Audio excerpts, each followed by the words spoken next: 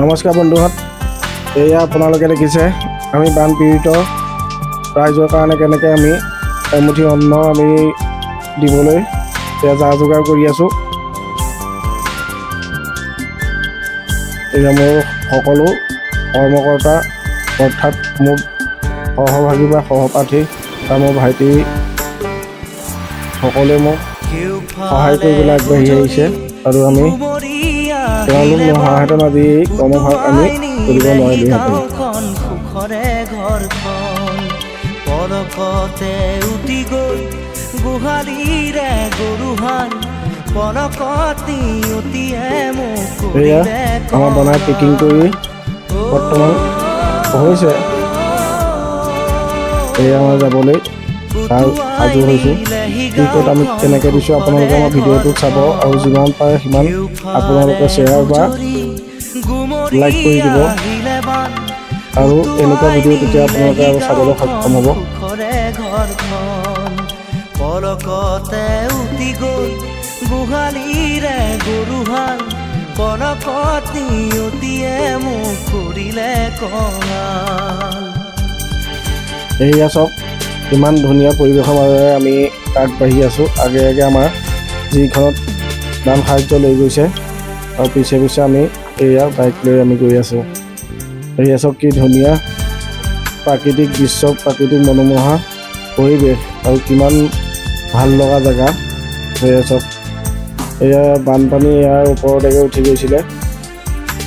এয়া চাই লওক বৰ্তমান আমি যি জেগালৈ আহিছোঁ সেই জেগা আমি এই পাওঁ এয়া আমালৈ তেওঁলোক অপেক্ষা কৰি আছে। কেনেকৈ অপেক্ষা কৰি ইমান মানুহ আমালৈ বাট চাই আছে। এয়া চাওক আমি অন্নভাগী কেনেকৈ আমি দিবলৈ সক্ষম হৈছোঁ। এয়া ইমান সৰু সৰু কণ কণ ল'ৰা ছোৱালী আৰু কিমান আইতা।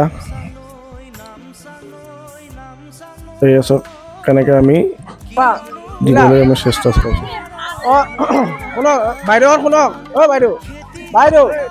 বাইদেউ নবৌত শুনক, আমি নিজৰ ব্যক্তিগতভাৱে দিছোঁ, আমি কোনো দল সংগঠনৰ আমি মানুহ নহয়।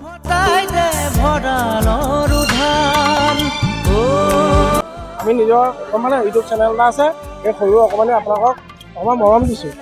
আমাৰ যদি বস্তুটো নি বেয়াকৈ কয়, আপুনি মানুহে যদি কৈছে গোছ বোলে গোছ দিছে, বেয়া লাগে ন। কাইলৈ আমি কেনেকৈ আমি আপোনালোকক সহায় কৰিম, আপোনালোকে নিজেই কওক হয় নহয়। আমি মৰম হয় ন, কিবা এটা ভাল পাক বুলি আমি দিবলৈ আহিছোঁ। যিটো আমি অকণমান আপোনালোকক কেলৈ ই যেতিয়া মোক ক'লে সেইকাৰণে আমি দিবলৈ আহিছোঁ। সেইকাৰণে বেৰগাঁৱত মই দিছোঁ। মানুহে কি আন্তৰিকতাৰে বস্তু লৈছে, ভাল লাগে দেখি। এই মানুহ এজনীয়ে কৈ থৈ গ'ল, কিন্তু আমাৰ বেয়া লাগে ন।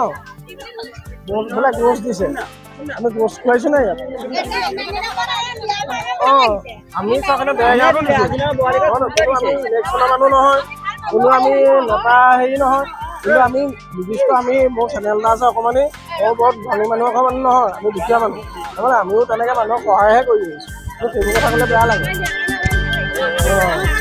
আকৌ পিছত তেতিয়াহে আমি আহিবলৈ বাধ্য।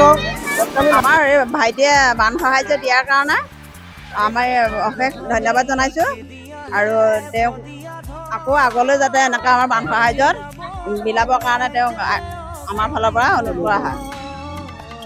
এই বাইদেৱে ক'লে, বাইদেউ ভাল লাগিলে কোৱাৰ কাৰণে, কিন্তু আমি মৰমত কিবা এটা আজি দিবলৈ আহিছোঁ। প্ৰথম দেখি মানুহৰ অনুভূতিটো ভাল লাগিছে, সেইকাৰণে আমি পিছলৈও এনেকৈ বাইদেউহঁতক আমি সহায় কৰিম বুলি প্ৰতিশ্ৰুতি দিছোঁ।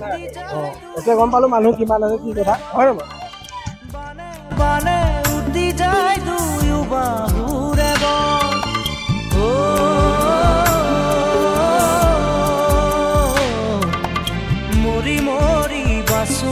আমাৰো যে কপাল কেউফালে গুজৰি গুমৰি আহিলে বান উটুৱাই নিলেহি গাঁওখন সুখৰে ঘৰখন।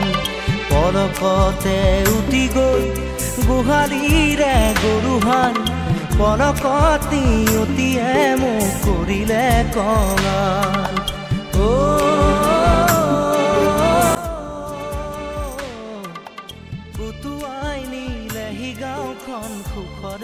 এয়া চাওক কণ কণ ল'ৰা ছোৱালী আৰু এই বানপীড়িত ৰাইজ কেনেকৈ আমাৰ লগত সহযোগিতা কৰিছে আৰু মোৰ লগৰ বন্ধু বান্ধৱ ভাইটিহঁতে কেনেকৈ মোক সহায় কৰিছে তাৰ বাবে অশেষ ধন্যবাদ। মই তেওঁলোক নোহোৱাহেঁতেন আজি ইমান ডাঙৰ কৰ্মভাগ কৰিব নোৱাৰিলোহেঁতেন। এয়া চাওক তেওঁলোকে ৰাজনীতিৰ বিষয়ে একো নাজানে। আপোনালোকে যে ব্যক্তিগতভাৱে দিবলৈ আহিছে সেইটো আচলতে বুজি পোৱা নাইকিয়া। ভাবিছে আপোনালোকে চৰকাৰ ঘৰৰ পৰা দিবলৈ আহিছে বুলি, সেইটো বুজি পোৱা আমি নাই। চৰকাৰ ঘৰৰ মানুহ হয়, আমি চৰকাৰ ঘৰৰ মানুহক আমি নিজেই সাহ সুবিধাই নাই। সেই দুটাই মোৰ লগৰ কাৰণে বোলে আমাৰ মানুহখিনি পানী নেৰি আছে, মই বোলো হ'ব আমি কিবা এটা সহায় কৰিম। বেয়া লাগে নহয়।